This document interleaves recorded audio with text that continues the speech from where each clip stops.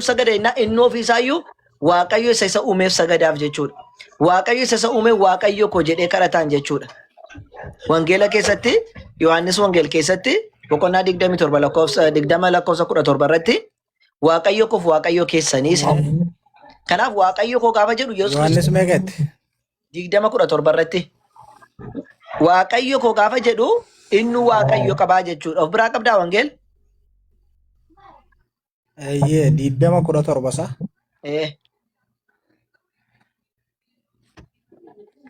Baafadhuti dubbisi. Inni dhugaa akka ati amma itti kana. Hin jedha baafadhu dubbisi. Sirriitti jedha.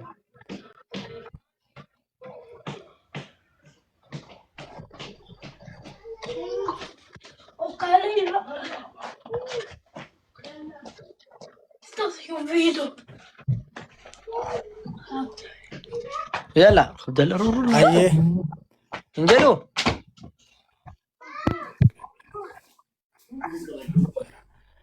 An kanin argee nu asirraa agartee? Mee viidiyoo baataa si guddisu? Viidiyoo tiktaak kanaan nan baafne baraan gaddumaan banadhe tiktaakii. Akka 20:17 irraati ka biraa baaste ammallee wangeela banuun sitti ulfaatana fakkaata ganaadha. Rakkoon qabu. Wangeelaan kakuu wangeela gakuu moofaati fi haaraalee harkaan qaba injiru irra injiru kana ta'e. Qabaachuun maal qabaatta garuu bakka isaa banuun sitti ulfaata malee. Si banee si agarsiisu? Laal 20:17 naan jettee mi baneera bar.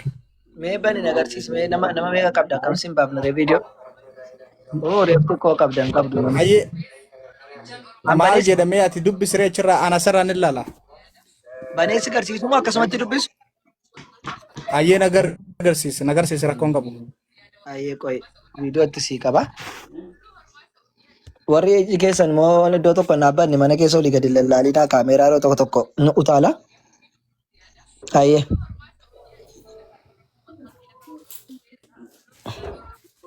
Yohaannis 20 argite Yohaannis 20:17. Nargitaame? Yesus immoo jedha. Yesus immoo ana hin qabeen ani ammayyuu gara abbaatti ol hin baane gara obboloota koo dhaqee ani gara abbaa kootii fi gara abbaa keessanii gara Waaqayyo kootii fi Waaqayyo keessanitti ol nan baa jedhi isaanitti anaaf himii jedhe. Argite? Argee jira. Kanaaf Yesus Kiristoos Waaqayyo qaba. Erga inni Waaqayyo Abdallah Abude Okay. Yesus Kiristoos Waaqayyo akka qabu argine mee? Yesus Kiristoos fi Waaqayyo wal keessa bakka wal keessa jira. Qosa wal keessa jiru wal kee baafna al tokko. Isa osoo hin taane amma nama ta'uusaa fi Waaqayyo qabaachuusaa haa barru rakkoon hin jiru tole jalqaba. Abdallah. When Abdallah. Please can you give me pencil? Can you give me pencil? There, pencil. Yes. Okay. Amma Yesus Kiristoos akka Waaqayyo qaba argite miti Yesus. Eeyyee. Okay. Akka inni immoo nama ta'e si agarsiisu go Abdallah. Akka nama ta'e si agarsiisu. Yohaannis dabaree keessa malee carraan hin kennamu hojii hojjetan dhiifama booddee koottaa. Amma nama tokko qabannee jira sana xumurree gara keessan dhufna. Argaata Yohaannis 8:40 maal jedhe Yesus ani dhugicha isan Waaqayyo irraa dhagahee isinitti himeera. Isin garuu ana nama akkasii ajjeesuu barbaaddu. Abrahaam akka kana hin hojjenne jedhe. Galee qoonaan deebisiin cufadhuti obboleessoo. Warri wanne jettanii please miyuuti godhadhaa yoo na buusettan isin buusaanu hin jeeqina please. Tole argitee jirtaa Yesus? Ana nama akkasiin ajjeesuu barbaadanii jedhe. Sama garuu nama wanti ta'uu akka isaa kanaa dubbatee namichi kiristaana tole. miti gar muslima ta'e Ayyee. kiristaana jechaa jira.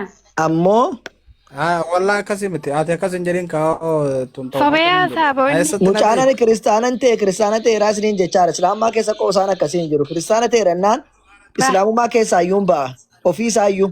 Otoo inni ta'uu baate iyyuu Laatu ustaas Faraan dhaggeeffadhaan tokko please. Mee cal jedhaa. Qeessaa jirtan malee ulfeessaa hin jirtan. Lakki inni muslima deemi viidiyoo isaa keessa seen ilaali guutuun isaa viidiyoon isaa kan muslimaati. Yoo akkana hojjettan kijiba keessa. Ani kiristaana ta'e nuun jechaadha kaasuun dhimma isaati maal na dhibe. Dhaggeeffadhu hanna dhaggeeffadhu. Seeni viidiyoo isaa ilaali. Yoo ni sobatee dhiisaa ka. Maqaa kiristaanatiin hin nagaduun tole. Ela kuno yoon sobatee gadi isinii buusa akka isin gammaddaniif. Garuu akkana isin seeni Kuno amannaa turre garuu isinii buusa abboo haana liyyiin kaa. si afur shan nama shaadaa qabatu argee jirraadha. Abboo jala taa'e gaa kalaas kabaja keetiif hin gadi isa buuseti naa buusi jennaaniin. Atiin soba jennaan kabaja keetti gadi buuse ganaa warree biraan odeessin tole. Kabajan sinii qabuufanii inni kijiba jennaan isa gadi buuse isinii namanii. Ana takke viidiyoo isa jala deemee ilaalama waan inni abbaan fedhe dhufee asitti mukatti namani nam mukatti amani kalaas ittiin haasa'an. Nanni boonaan. Kan ofii of kijibe isaaf rabbii isaatu wal beekaan hin beeku as keessaa beekee viidiyoo isa jala seenee wanti ilaalu hin jiru. Hin soba moo isin jettanii boonyaan immoo isinii buusee deebitanii immoo waan biraa hin haasa'ina. Kabajaan isinii buusee khalaas. San booddee biraatti darba. Tole wal kabajuun bareedaadha. Naa buusettanii isinii buuse. Eedaan akkasii isinii nu goomsa ture minaamin nu goomsiinaati waan macaafara jiru qofa fudhadhaa. Muslimaati. Ta'uu danda'a khalaas buuseen jira ganni soba jettanii ani isinii buusee jira kuno dhiise. Taayaa baratu muslimas ta'e kiristaanas ta'e dhimma isaa nuun galchu nuun. Aca barbaariin akkasiis nuun fayyadu nuun. Si jammira aca barbaariin akkasii ana farhaaniin isin fayyadu yoo isin bira tees isin hin fayyadu. Kana sirriitti jala muraa bara. Ani maqaa kan Yesuus.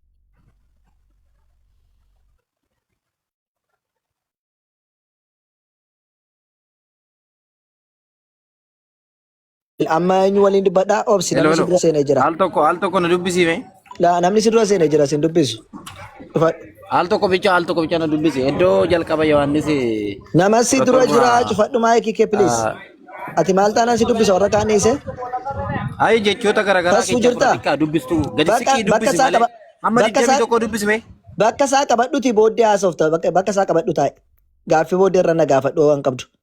Tasuu jirtaa? Masaafa iddoo tokko bicha fudhattee hin deemin kaa nama dorgomsiisuudhaaf yoo ta'e malee lama fakkeenyaaf sittani Lammi maa. akkan Amma jedhe dijjami lammi. tokko dubbisi. Amma dijjami tokko. Lammi na dhagaartaa lammi akkan jedhe. Yeroo taraan kee ga'e banitiyyuu doo sila jirte sanaa dubbisee mirga qabda doo barbaade dubbisiisu. Amma garuu hin jeeqinatti booddee irra dhufte warra jalqaba dhufe as tanaaggada. Manni kiyya dabareedhaan nama jalqaba dhufe as tanaagganna namni yoo cal jedhe immoo itti deebinaa jechuudha. Tasfu jirtaa? Tasfu? Ol gargaara illee biraazar. Mee piliis al tokko cufadha irraa rabbi. Jiraata jirtaa? Jiraata? Okay, hin jiru. Heaven jirtaa? Warra dura galee qofa gaaffii qabaattanis gaafatama barbaaddanis banadhaa maayii keessan hin sodaatin ati. Anjira Evan jira. Akkam nagaa keedha? Nagaadha akkam. Nagaadha. Heaven jechuun gannata? Jannata. Musliima moo kiristaanaatisa? Musliiman ture garuu bayera keessa. Nagaadha ka? Nagaadha galata rabbi. Gaafiin qabaan. Qoy gaafii koon fixa dura ishee namni tokko. Isheetu banate eenyutu nu jeeqaa nama gidduutti banate gannaa buusaa khalaas. Nam tokko dinaasoon barbaachisu nama waggaa tokko naasa'u taa'atiin. Eenyu kan dubbataaraan argaa hin jiru wallaahi gadi buusaa nama jeequ. Gadi buusaan fedhuuni. Gaaffii qaba silannaa si waamnu eenyutu dubbadhaa namaa diddan. Amma cufadhaa taati ishee faanaa xumuru ishee booddeetti deebitu sin. Hayyee Heaven muslima turte? Musliiman ture ammas hin xammaqamne garuu immoo Yesuus Kiristoos gooftaa koo godhee qabadheera. Lapheedhaan amaneera onneedhaan. Eewwaa. Waggaa meeqa turte islaamummaa kee?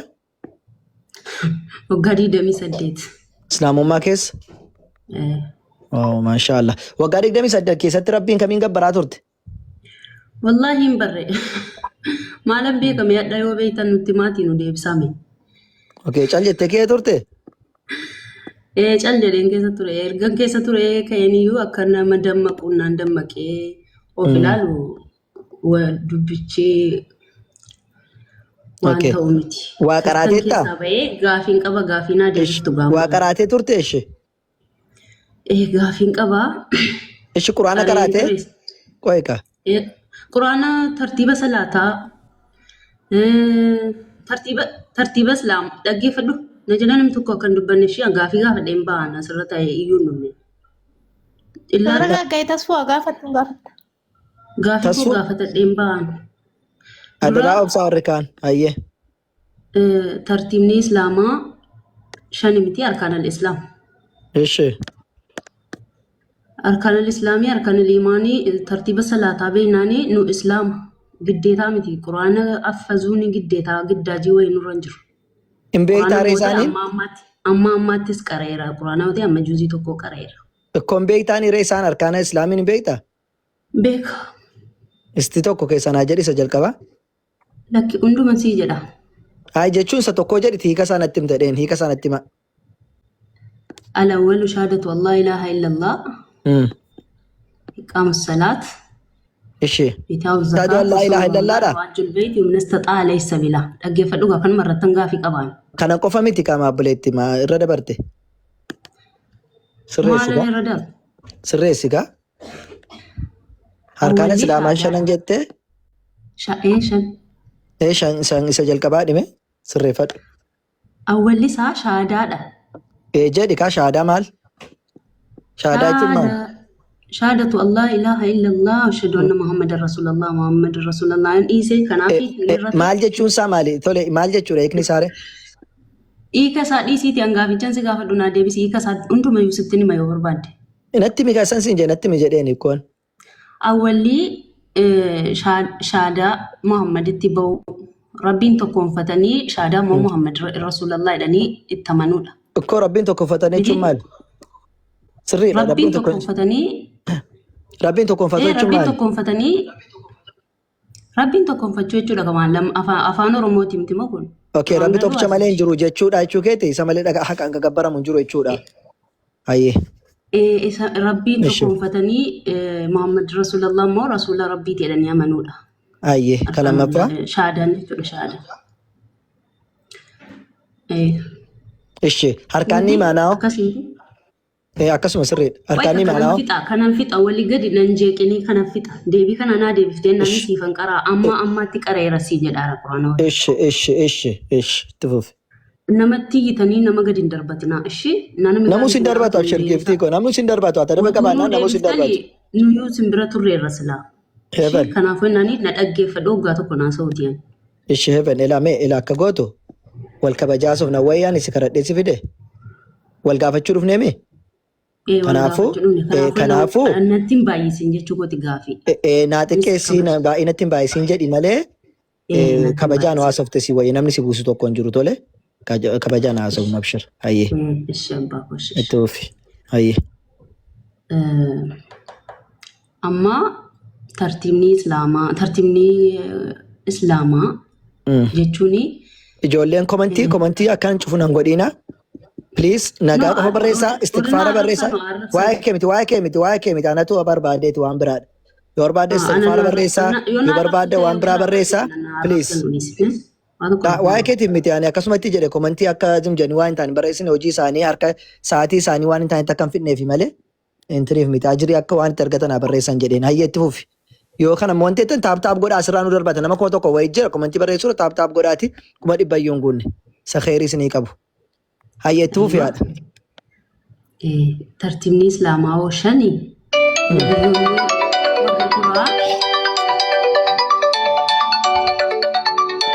Al tokko dhiifama. Rakkoon qabu.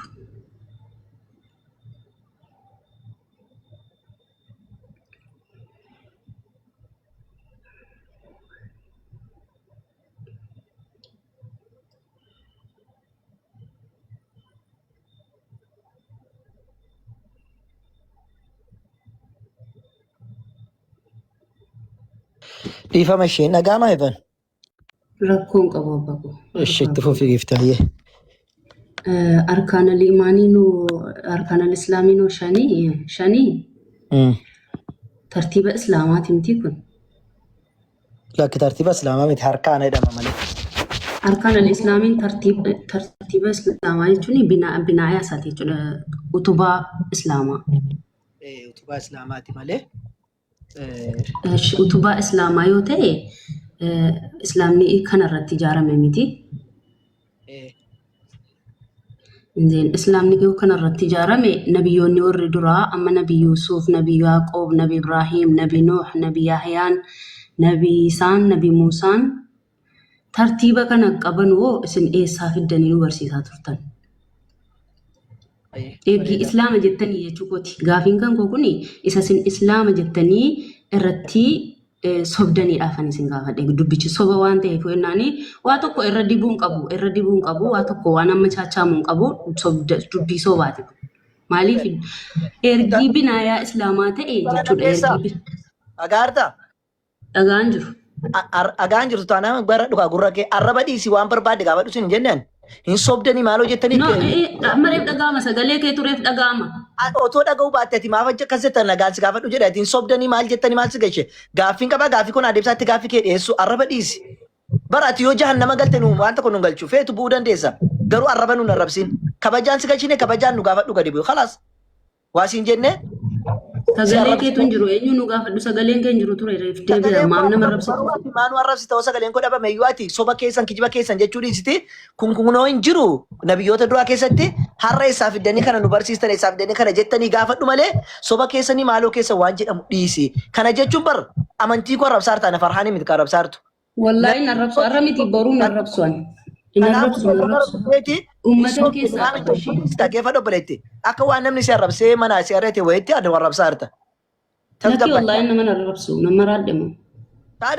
Uummata keessaa qabaanii nama narrabsu yoo eenyu nuti eenyu nu narrabsu yoo maal nuti gaafiin gaafiidha dhugaan immoo dhugaadha.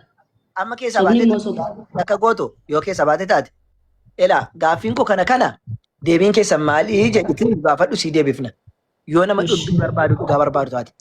Yoo kana achi nama arraba barbaadu taate immoo rakkoon tokko jiru arraba. Lakki boo rabbeedhaati an nama tokko narrabsu arraba sin barbaadu dhaga'u sin barbaadu. Ayyoo abbummaa siin dhuftanii. Si deebisnu? Assalamu alaikum. Naa deebisa. Ayyee ilaame islaamni erga jalqabarraa kaasee nabiyoota durii irraa hin jira ka jettan taataniiti maaliif islaamummaan harkaana shan yookiin immoo hundeen isaatii beezikii yookiin rogni isaadha shani jechaa jirtani waan kun immoo jalqabarratti hin jiru kana eessaa fiddanii jettemi. Eeyyoo. Tole islaamni bakka lamatti akka qoodamu dhageessiyaati islaama jechuun amma islaamaa kee turte. Hin dhageenya. Kanaafuu dhaggeeffadhu barumsatu siyafa waan ta'eef. Islaamummaan lamatu jira. Islaamummaa lama gaafa siin jennu bakka lamatti qoodama. Islaamummaan kaunii fi shar'ii jedhama. Kaunii jechuun islaamummaa irratti uumamtuu fi islaamummaa kan shar'iitu jira. Shar'ii jechuun kan seeraa erga seera guuttattee booddee jechuudha. Kaunii kana namni kamuu nabiyyiin kamuu irratti kan dhalatu namni kamuu kan irratti dhalatudha kaunii jechuun. Kaunii jechuun uumamumaan namni kamuu kaunii jechuun uumama jechuudha. Uumamaan namni kamuu kan irratti dhalatu islaama jedhama. Sun islaama jechuun rabbii ajajamuu jechuudha waan ta'eef namni yeroo dhalateedha jedhu rabbumaaf ajajama waan taateef islaamummaa irra dhalataa jedhama. Shar'ii jechuun fakkeenyaaf ati obboleetti akka islaamaa kee turtetti nam tokko waggaa 15 yookiin dargaggummaadha yoo hin geenye hin sagadaa irratti dirqama. Akka qe'ee keenyaatti irratti dirqama. Waggaa 7 qabeensi ramadaana soomuu jalqaben dura irratti qiddeedha nu biratti jechuudha akka qe'ee keenyaatti akka keessanitti miti. Wanti si balleesse iyyuu waan qe'ee keessan keessaati dhaggeeffadhu. Waa'ee qe'ee keessan haasofneen waa'ee qe'ee keessoo hin taane waa'ee seera islaamaa si gaafataa jira. Utuun qe'een keemmaa sirriitii raatiiti asiin hin jirtu ture. Garuu akka islaamaa si gaafatu jira. Akka islaamaatti namni tokko waggaa 15 osoo hin guunne soomnii fi salaan irratti dirqama ta'a yookaan umurii dargaggummaa yoo hin geenye. An kanan beekun jedhee ani nu waggaa 7 salaatas ramadaanas jalqabneerraa hin beeknu nu kanarraa. Okay, ishi tole. Inni waggaa 7 jedhanii waggaa 7 irratti ijoollee keessan salaata barsiisaa jedhan. Gaafa waggaa kudhan geesse irratti rukutaayyuu jedhan. Maaliif jennaan gaafa torbaa suuta akka isheen sagada barataa deemtu gaafa kudhanii dirqama irratti gochaadha mana keessaa rabbirraa Achi keessatti guddanne. Jimjana dhaggeeffadhu kan. Rabbirraa osoo hin taane asinumti akka jarri baranii fi jalqaba waggaa torbatti maal godhaa barsiisa. Waggaa kudhanitti immoo itti ori'aa. Maaliif jennaan gaafa 15 guuttee yookiin dargaggummaa geesse salaata ofii bartee akka isheen salaattuuf kun ajajama. Nam tokko garuu waggaa 15 osoo guuttee yookiin dargaggummaadhaaf osoo hin gahin salaan irratti dirqama tokko jedhe. Soomni zim jedhanii ijoollee waggaa torbatti akkasumatti barsiisaadha waggaa kudhanitti akkasii barsiisaa deemuudhaaf malee dirqama miti. Ittiin gaafatamu. Amma yoom ga'u dargaggummaa ga'utti. 2 si galee sadaffaa ashhadu an laa ilaaha illallah wa ashhadu anna muhammadan rasuulallah amma namni waggaa 15 gahutti takka amma dargaggummaa gahutti namni sun irratti wanjalan fudhatu. Waggaa 15 hin geenye taanaan otoo inni dhaqee Yesuus geetaadha mukni waaqadha otoo waan barbaade jedhe irratti hin gaafatamu. Sababiin isaas waggaa 15 hin geenye hiika isaa fi maal akka ta'e waan hin barreef jechuudha irratti dirqama waan hin taaneef ittiin gaafatamu. 2 naa jedhe. Kabira hajji illee nati jechaa jirtu hajjiinis muslima taate illee yoo qarshii qabaatte fayyaa qabaatte yoo karaa nagaate malee irratti dirqama hin ta'u. Soomnis akkuma kana umrii siin jedheera. Kanaafuuti islaamummaan inni ati nuti amma rukniidha jennu shar'i jedhama seera islaamaati inni. Seera islaamaati. Islaamummaan kana of keessatti qabataa jechaa jirra malee islaamummaan jara kana malee hin dhaabbatu jechuudha miti. Yoo kun hin jiraanne namni musliman jedhamu jechuudha miti. Nam tokko fakkeenyaaf ashhadu an laa ilaaha illallah wa ashhadu anna muhammadan rasulullah jedhe. Salaanni dirqama ta'uusaa hin beeka. Garuu namni sun immoo salaatuu irratti kaslaana yookaan immoo kaslaan afaan oromootti maali? Yaani kaslaanni maali? Ka'ee salaatu nashaatan qabu kaslaana yoo ta'e namni sun muslimadha garuu waan kaslaana ta'eef garuu itti gaafatama malee. Maaliif jennaan sababa otoo umriin isaa danda'ee jiru otoo salaataa ga'ee jiruuti salaatu waan dideef garuu itti gaafatama garuu musliman jedhamu. Yoo garuu maal jedhe rabbiin lakki islaamummaan irratti dirqaman goone yoo jedhe garuu yeroo sana islaamummaa keessaa ba'a malee. So islaamummaan arkaana yookiin beezikii ruknii 5 kana qabdi jechuun isa malee dhaabbachuu hin danda'u jechuudha miti. Islaamni amantaa uumamaan rabbi sii kennu garuu namni islaama keessa jiru jara kana 5 islaamummaan isaa isaaf guuta. Tokko inni jalqaba kan duraa guutuu miti jechuudha. Qoy naa cumursiisi ka. Inni jalqaba sirbaayyuu ashhadu an laa ilaaha illallah wa ashhadu anna muhammadan rasulullah silumaayyuu nama jedhedha inni. Tole. Iqaami salaanni akkuma siin jedhayyuu gaafa umriin isaa ga'edha. Shar'iidha seera islaamaatidha. Seera kun seera rabbiin sirratti danaggage seera rabbiin si baasedha. Malee soomannis akkasuma. Kanaafuu Nabi Muhammad sallallahu alaihi wasallam maal jedhan nabiyyoonni burqaan isaanii tokko haati isaanii gargari jedhan. Kana jechuun maali? Rabbiin jarri irraa ergaman tokko shari'aan isaanii immoo gargariidhaan seerri ittiin bulmaata isaanii gargari. Kana jechuun warra Nabi Muhammad sallallahu alaihi wasallam ergame kana irratti seerri nuuf kenname warra duraarraa adda.